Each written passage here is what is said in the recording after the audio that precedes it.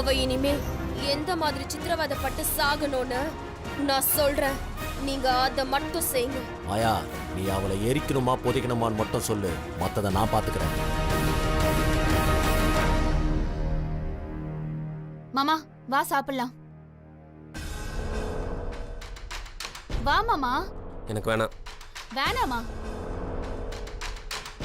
ஏன் வேணாம்? வேணானா விட்டு போ. சும்மா தொல்லை பண்ணிருக்க. என்னாச்சு மாமா உனக்கு? ஏன் இப்படி எல்லாம் நடந்துக்கிற? எனக்கு சாப்பாடு பிடிக்கல, போதுமா? மாமா சாப்பாடு பிடிக்கலனா அது சாப்பிட்டு பார்த்து சொல்லு. சாப்பிடாமையே சொல்ற? அதான் எனக்கு பார்க்க பிடிக்கலன்னு சொல்றேன்ல. என்ன மாமா இப்படி மனசு உடையற மாதிரி பேசுற? மனசு உடைஞ்சதுனால தான் இப்ப எல்லாம் பேசிட்டு இருக்கேன். ஏன் மாமா உனக்கு என்னதான் குறை? ஏன் இப்படி எல்லாம் பேசிட்டு இருக்க? நானே குறைதானே. நீ பேசுறது எனக்கு புரியல மாமா. உன்னை விட அழகுலையும் அறிவிலையும் குறைச்சலான ஒருத்தனை தானே நீ கல்யாணம் பண்ணிக்கிட்ட. தப்பு செஞ்சுட்ட நீ. அதை திருத்திக்க உனக்கு நான் ஒரு வாய்ப்பு கொடுக்குறேன். அதை திருத்திக்கோ. திருத்திக்கவா? என்ன மாமா உளற? இங்க பாரு, நான் உளரல, உண்மையை சொல்றேன். நான் பேசுறது உனக்கு முட்டாள்தனமா தெரியலாம், ஆனா அதான் உண்மை. நானும் நீயும் பேசி பிரயோஜனம் இல்ல. போய் உங்க அம்மா கிட்ட கேளு, பெரியவங்க கிட்ட போய் கேளு. எனக்கு உனக்கு ஏன் எப்ப பார்த்தாலும் சண்டை வருதுன்னு கொஞ்சம் யோசிச்சு பாரு. மாமா நீ என் புருஷன். உன் கூட நான் வாழறதுக்கு யார்கிட்ட மாமா நான் கேட்கணும்? வாழத்தான் முடியலன்னு சொல்றேன்ல, முட்டாளா நீ? உனக்கு சூடு சொரணை இல்ல? உன் வாழ்க்கை உனக்கு முக்கியம் இல்லாம இருக்கலாம், ஆனா என் வாழ்க்கை எனக்கு முக்கியம். இனிமேல் தான் நான் என் வாழ்க்கை ஆரம்பிக்க போறேன். அதுல நீ எனக்கு வேணாம். உன் பின்னாடி சுத்திட்டு இருந்த நேரத்துக்கு நான் இன்னும் கொஞ்சம் உழைச்சிருந்தேன்னு வச்சுக்கோ, நான் இன்னொரு ஆட்டை வாங்கியிருப்பேன்.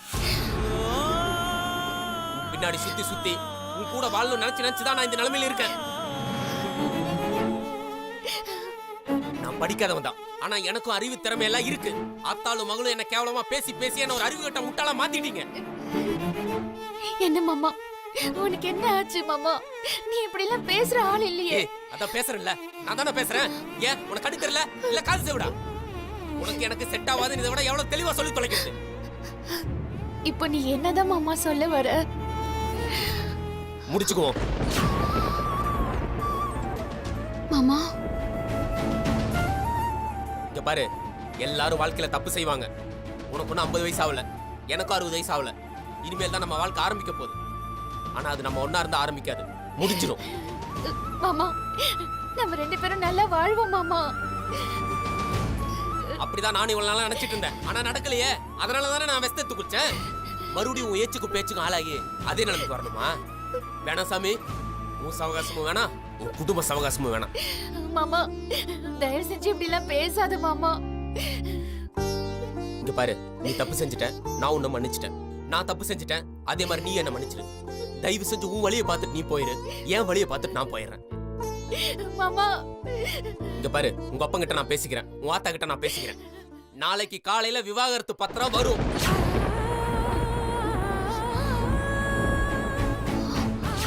மாமா என்ன மாமா இப்படி சொல்லிட்ட? அப்படிதான் சொல்லுவேன். இதுக்கு மேலே நான் வாழணும் நீ நினைச்சீனா தயவு செஞ்சு அதில் நீ கையெழுத்து போடு. கையெழுத்து போடாம நீ என்ன ஏமாத்தணும்னு நினைச்சேன்னு வச்சுக்கோ, அப்புறம் நீ உன் வாழ்க்கையில என் முகத்தை பார்க்கவே முடியாது சொல்லிட்டேன்.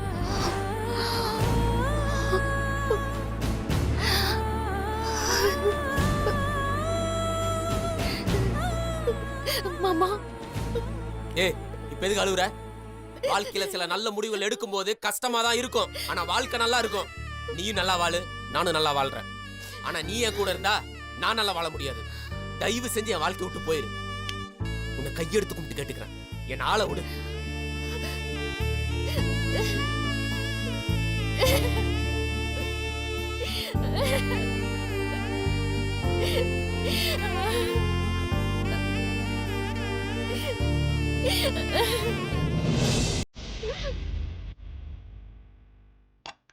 ஐயா ஆம்லெட் போட்டு எடுத்துட்டு வரவா? அதெல்லாம் ஒண்ணு வேண்டாம், போ. ஐயா அந்த சூப்பு. ஏய் அதான் வேணாட்டல்ல, போ. அறிவு.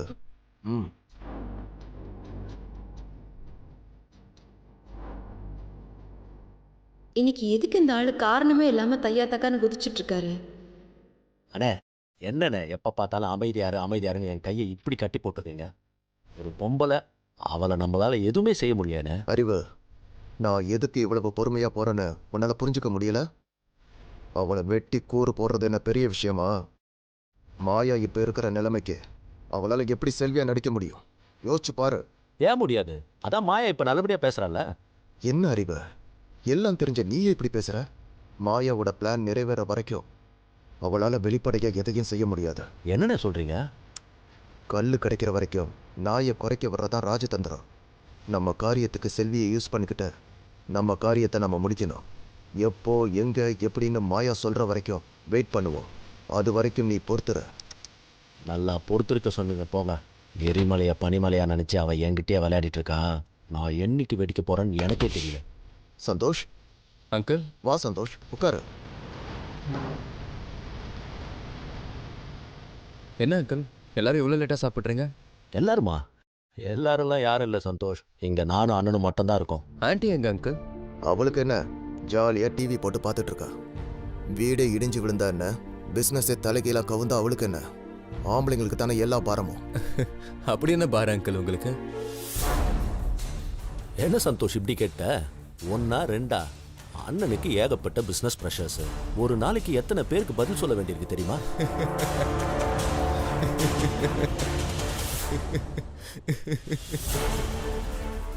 நான் இப்ப என்ன சொல்லிட்டேன்னு இவன் லூசு மாதிரி சிரிச்சிட்டு இருக்கான். நான் ஏதாவது தப்பா சொல்லிட்டனோ? விஷயம் இல்லாம இவன் சிரிக்க மாட்டானே.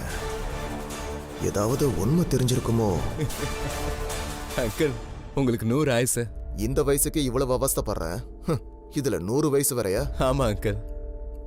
என்ன சந்தோஷ் திடீர்னு சிரிக்கிற? 100 ஆயுசுன்ற? ஒண்ணுமே புரியலையே. அது ஒன்றும் இல்லை அங்கிள். இனிமே நீங்க மாசம் மாசம் நம்ம கம்பெனி அக்கௌண்ட்ஸை சரி பார்க்க தேவையே இல்லை. அந்த கிளைண்ட் சரியில்லை, அந்த சப்ளை சரியில்லை, இதுல லாஸு அதுல பிரச்சனைன்னு புலம்புற நம்ம பிஸ்னஸ் தலைவலிக்கலாம் ஒரு முடிவு வரப்போகுது. என்ன சொல்ற Santosh? I am flying to London. என்ன சொல்ற சந்தோஷ்? திடீர்னு லண்டன் அது இதுன்ற? ஆமா அங்கிள், நானும் செல்வியும் லண்டன் போறோம். நீயும் செல்விமா? என்ன சந்தோஷ் திடீர்னு என்னென்னமோ சொல்ற? என்னென்னமோ சொல்ல அங்கிள், இன்னும் 3 நாள்ல நடக்க போறத சொல்றேன். என்ன சந்தோஷ், எங்களை கேட்காமலேயே எல்லா பிளானும் பண்ணிட்டியா? கெட்டதான் அங்கிள் கேட்டு செய்யணும். நல்லதை யார் வேணா எப்போ வேணாலும் செய்யலாம். ஆக்சுவலா போன வருஷமே நான் போயிருக்கணும். இப்போதான் மார்க் பேன்சனோட அப்பாயின்மெண்ட் கிடைச்சிருக்கு. சும்மாவா அங்கிள், யூகேலயே 2வது பணக்காரன் எனக்கு கால் பண்ணியிருக்காரு. கால் பண்ணாரா? எப்படி? அதான் அங்கிள் பிஸ்னஸ். சில வருஷங்களுக்கு முன்னாடி பேன்சனை பார்க்க டேடி அவரோட ஆஃபீஸில் ஒரு நாள் ஃபுல்லாக வெயிட் பண்ணாரு. கொஞ்சம் கூட டென்ஷனே ஆகாம 6 மணி நேரம் டேடி அமைதியாக வெயிட் பண்ணாரு. ஆனால் பேன்சன் ஆஃபீஸ்க்கு வரவே இல்லை. மறுநாள் அவருக்கு இந்த விஷயம் தெரிஞ்சு டேடி கிட்ட சாரி கேட்டாரு. அதுக்கப்புறம் அவங்க 2 பேரும் மீட் பண்ணவே இல்லை. இப்போ அவரே கால் பண்ணி மீட் பண்ண ஆஃபீஸ்க்கு வர சொல்லியிருக்காரு. நான் ரொம்ப சந்தோஷமா இருக்கேன் அங்கிள்.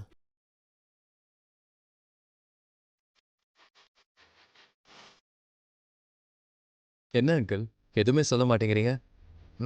எங்களுக்கு ரொம்ப பெருமையா இருக்கு சந்தோஷ். ஆமா, இவ்வளோ பெரிய மீட்டிங்க்கு எதுக்கு செல்வியை கூட கூட்டு போகணும்னு சொல்ற? பின்ன மாயாவியா கூட்டிட்டு போக முடியும் அங்கிள்? செல்வி என்னோட வைஃப் அங்கிள். அவளை கூட்டிட்டு போகாம வேற யாரை கூட்டிட்டு போக முடியும்? இதுல உங்களுக்கு எதுவும் ஆட்சேபனை இல்லையே? சந்தோஷ், ஆக மொத்தம் எங்க கிட்ட போகலாமான்னு கேட்க வரல, போக போறோம்னு சொல்ல வந்திருக்க. அப்படித்தானே சந்தோஷ்? ஆமா அங்கிள், 10 வயசு பையனா இருந்தா கேட்டு செய்யலாம். ஆனா நீங்க, நான், அறிவு அங்கிள் எல்லாருமே எது செஞ்சாலும் நம்ம ஃபேமிலியோட நல்லதுக்காக தானே செய்வோம். அதை கேட்டுதான் செய்யணுமா என்ன?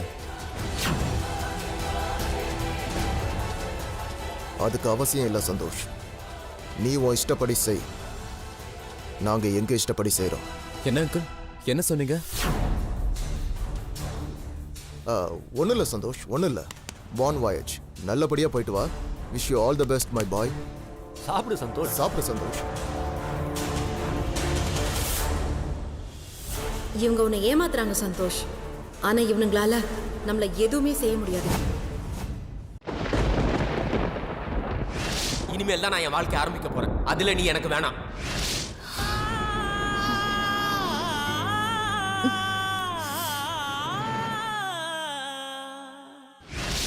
பின்னாடி சுத்தி சுத்தி உன் கூட வாழணும்னு நினைச்சு நினைச்சு தான் நான் இந்த நிலைமையில இருக்கேன்.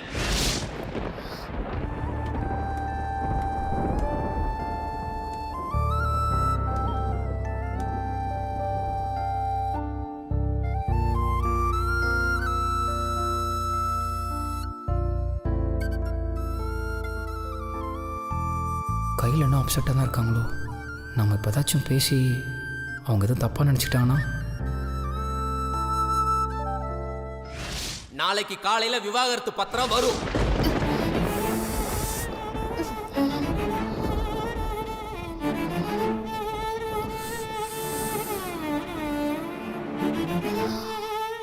கயல் கயல் கயல், உங்களுக்கு உடம்பு சரியில்லைனாலோ இல்லை மனசு சரியில்லைனாலோ நீங்கள் வீட்டுக்கு போயிட்டு நாளைக்கு வாங்க. எதுக்கு இந்த நிலைமையில் ஆஃபீஸ்க்கு வந்திருக்கீங்க? இல்ல தேவ், ஐம் ஆல் ரைட். கயல், நல்லா இருக்க உங்கள் முகத்தை பார்த்தாலே தெரியும். மனசில் இருக்க உங்கள் வழியை உங்கள் கண்ணு காட்டிடும். இதெல்லாம் நான் பேசக்கூடாதான், ஆனால் கூடவே இருக்கவங்க கஷ்டப்படும் போது அதை பார்த்துக்கிட்டு எப்படிங்க சும்மா இருக்கிறது? அதான் மனசு கேட்கல. நான் பேசுறதுல தான் தப்பாக இருந்தா? சச்சா, அப்படிலாம் ஒன்றும் இல்லை தேவ். நான் பண்ணுறது தான் தப்பு. வீட்டில் இருக்கிற டென்ஷனை ஆஃபீஸ்க்கு கொண்டு வரக்கூடாது, ஆஃபீஸில் இருக்கிற டென்ஷனை வீட்டுக்கு கொண்டு போகக்கூடாதுன்னு சொல்லுவாங்க. ஆனால் என்னால் அது முடியல தேவ். பாஸ் வேற என்னை ரொம்ப நம்புறாரு. இம்பார்ட்டன்ட் ஒர்க் வேற இருக்கு. எனக்கு என்ன பண்றதுன்னே தெரியல தேவ். வீட்டில இருந்து ஆஃபீஸ்க்கு வரதும் ஆஃபீஸ்ல இருந்து வீட்டுக்கு போகிறதும் அதே மனுஷன் தானேங்க. அது எப்படிங்க பட்ட அவமானமும் வலியும் வாசப்படி தாண்டின உடனே மறந்துடுமா? இருக்குங்க, வலி இருக்க தான் செய்யும். ஆனால் ஆஃபீஸ் போகிறவங்களோட நிலைமை எல்லா கஷ்டத்தையும் தாங்கிக்கிட்டு யாரோ ஒருத்தருக்காக கஷ்டப்பட்டு வேலை செஞ்சு அவங்கள ஜெயிக்க வைக்க வேண்டியதுதான். ஆனால் எவ்வளோ நாள் தான் வலிக்காத மாதிரியே நடிக்கிறது? இப்போ சிரிச்சிங்க பார்த்தீங்களா?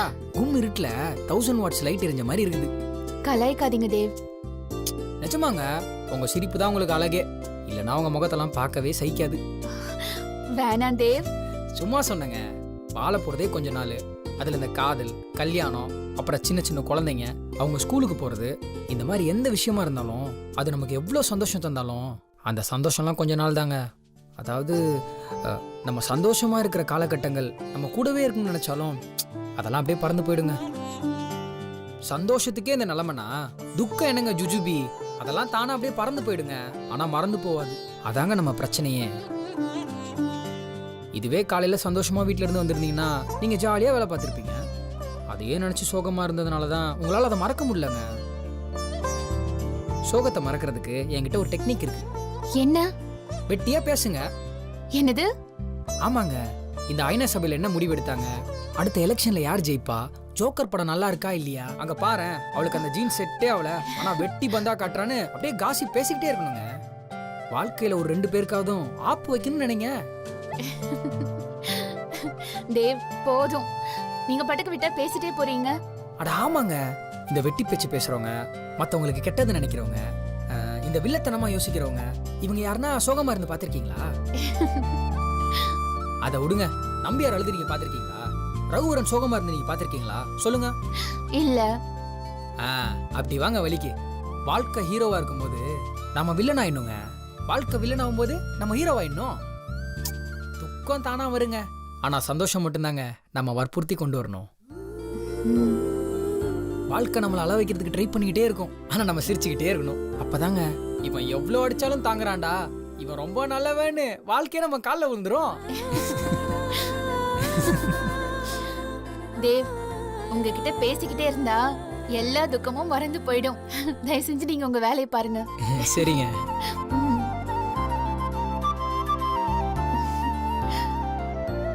நீங்க இனிமே சோகமா இருக்கக்கூடாது கையில். நான் இருக்க வரைக்கும் உங்களுக்கு எந்த கஷ்டமும் வரவிட மாட்டேன்.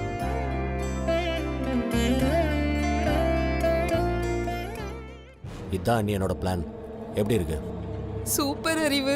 அப்பதான் மாயாவுக்கு எந்த பிரச்சனையும் வராது. ஆமா, அந்த வேலைக்காரி லண்டன்லாம் போயிட மாட்டால? அவ லண்டன்லாம் போக மாட்டானே, ஆனா இந்த உலகத்தை விட்டே போயிடுவா. அண்ணங்கிட்ட சொன்னா அப்புறம் பார்த்துக்கலாம், பொறுமையா இருன்னு சொல்லுவாரு. அதான் உங்ககிட்ட மட்டும் சொல்றேன். மாயா கிட்ட சொல்ற வரைக்கும் வெளியில யார்கிட்டயும் சொல்லிடாதீங்க. அந்த செல்விய போட்டு தள்ளிட்டதுக்கு அப்புறம் அண்ணன் கிட்ட சொல்லிடலாம். சூப்பர் அறிவு. அப்போ சந்தோஷ் மட்டும்தான் லண்டனுக்கு போவான். அவன் போனதுக்கு அப்புறம் செல்வி இங்க தனியா இருப்பா. நீ போட்ட பிளான் பிரகாரம் அவ சாவா, அப்படிதானே? ஆ. அம்மா ம், அம்மா என்ன முத்து? என்னம்மா ஐயா பாட்டுக்கு ஊருக்கு போகணும்னு சொல்றாரு, நானும் கூட போகணுமா? ஊருக்கா? ஏதோ வாணியம்பாடி பஸ் ஏறி போற மாதிரி சொல்ற. லண்டன் முத்து, லண்டன். அப்படின்னா என்ன மாதிரி நடிக்கிறா பாத்தியா அறிவு? நல்லா உசுப்பேத்தி விடுங்க அண்ணி. லண்டன்னா டெல்லி எல்லாம் தாண்டியாமா? டெல்லியா? அது பரங்கி மலை, பழனி மலை, இமயமலை எல்லாம் தாண்டி போகணும் முத்து. அப்படியா? என்ன நொப்படியா? பேருக்கு தான் இவ்ளோ பெரிய வீடு, இவ்ளோ பெரிய வசதி எல்லாம். ஆனா என் புருஷன் என்ன அங்கெல்லாம் கூட்டு போனதே இல்ல. ஆனா என் பொண்ணோட புருஷன் உன்னை ஓசிலேயே அங்க கூட்டிட்டு போறான். ஒரு வேலைக்காரிக்கு வந்த வாழ்வை பாத்தியா அறிவு? அநியாய வாழ்வுதான் அண்ணி. அடி சிறுப்பால என் புருஷனை லண்டன் கூட்டிட்டு போறது உங்களுக்கு அவ்வளோ வைத்திருச்சலா? சரி சரி, பேசுங்க பேசுங்க. நீங்க வயிறு எரியணுங்கிறதுக்காக தான் நான் இப்படி எல்லாம் பேசுறேன். நல்லா எரிஞ்சு சாவுங்க.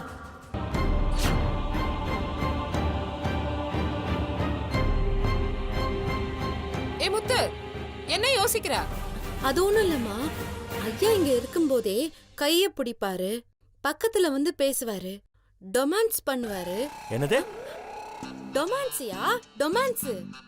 ஓ, ரொமான்ஸா? அதேதான். நெருக்கமா இருப்பாங்கல்ல. அதுவும் செல்வி அம்மாவா கதாபாத்திரத்தோட ஒன்றி நடிக்கும் போது நானும் எதுவும் சொல்ல முடியாது. இங்கேதான் நீங்க இருப்பீங்க, அங்கன்னா யார் இருப்பா? சும்மா மடை திறந்து தாவும் நதி அலை நான்ற மாதிரி அப்படி பொங்கிட்டாருன்னா? என்னது? அவர் பொங்கிட்டாருன்னா நீ அப்படியே முங்கிடுவியா? என்ன வெறுப்பேத்துறியா? அண்ணி, அணைய போற விளக்கு தானே, பிரகாசமா எரிஞ்சிட்டு போட்டோம், விடுங்க. ஐயா என்ன சொன்னீங்க? அது ஒண்ணு இல்ல முத்து, பிரச்சனை எல்லாம் முடிய போகுது இல்ல, அத சொன்ன. நீ ஊருக்கு போ, சந்தோஷமா இரு, என்ஜாய். ஐயா நீங்க சொல்றது எனக்கு கொஞ்சம் கூட புரியலையா. உனக்கு வேற எப்படி சொன்னா புரியும்னு தெரியலையே. என்ன அறிவு? முத்துக்கு புரியுற மாதிரி சொல்ல மாட்டியா? இங்க பாரு முத்து, நாய் வேஷம் போட்டா கொலைச்சுதான் ஆகணும், பூனை வேஷம் போட்டா பதுங்கிதான் ஆகணும். அவன் பாஞ்சா நீ பதுங்கு, அவன் பக்கத்துல வந்தா நீ ஒதுங்கு. பொண்ணுங்களுக்கு 1000 பிரச்சனை இருக்கும். ஏதாவது ஒரு பிரச்சனையை சொல்லி நீ அவன்கிட்ட இருந்து தள்ளியே இரு. இது கூடவா நான் உனக்கு சொல்லணும்? என் புருஷன் கிட்ட இருந்து நான் தள்ளி இருக்கணுமா? இருங்கடி, சீக்கிரம் உங்க எல்லாரையும் புதக்குழிக்குள்ள தள்ளி விடுறேன். என்ன முத்து, ஆனா உன்னை யோசிக்க ஆரம்பிச்சிடுற. உனக்கு என்னதான் பிரச்சனை? அது ஒன்றும் இல்லம்மா. ஒரு நாள் 2 நாள்னா தள்ளி இருக்கலாம். 10 நாள் வெளியூர் ஒன்னா தங்க போறோம். என்ன நடக்குமோ ஏது நடக்குமோ. சந்தோஷ் ஐயா பக்கத்துல போனாலே மாயாமா எரிச்சல் ஆவாங்க. இப்படி ஒன்னா வெளியூர்ல போய் தங்குறத கேள்விப்பட்டாங்கன்னா அவங்க மூச்சே நின்னு போயிடுமா. என்ன அறிவு இவ இப்படி சொல்றா? ஏய், மாயாவை பத்திலாம் நீ ஒன்றும் தப்பா பேசாத. நீ எங்கேயும் போவேனா, உள்ள போ. ஐயோ, ஓவரா கலாச்சி கருப்பு தாடியை கடுப்பேத்திட்டோமா? இப்ப யூடர்ன் போட்டே ஆகணுமே. ஐயோ, என்ன அறிவு நம்ம முத்துவ போய் திட்டுற? அது ஒண்ணு இல்ல நீ.